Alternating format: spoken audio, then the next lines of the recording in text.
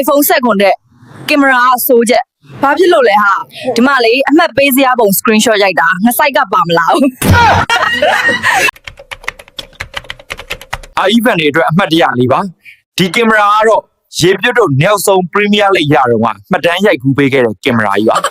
ကင်ကြည့်လို့တော့မရတော့ ဒီမဲငါစိုက်မှာဘာဂါမှာ Rashford ခြေစွမ်းပြနေလို့နှမျောမနေနဲ့သူအခုကစားနေတာ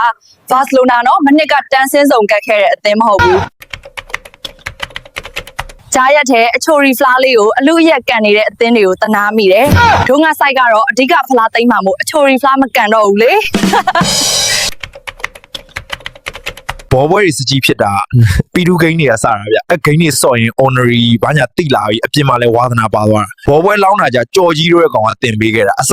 နားမလဲဘူးအခုဒီမောင်ကျိုးခံစားမှုတွေခံစားအောင်စေးထိုးသွားတာဗောလေတစ်လုံး90နိုင်ဆိုတစ်လုံးသွင်း90နိုင်နှစ်လုံးသွင်း100နိုင်သုံးလုံးသွင်း150နိုင်လို့တော့ထင်တာရဲ့တဖြည်းဖြည်းမှနားလဲလာတာကအတော့ကြည်နေတဲ့မိတ်ဆွေတို့ရောဘောပွေကိုဘယ်ကဘလို့စတင်ကြည့်ဖြစ်တာလဲလောင်းတာကိုရောဘဲကောင်းကဂျင်းနဲ့တင်ပေးခဲ့တာလဲအမှတ်တရမှန်းခဲ့ကြပါဦး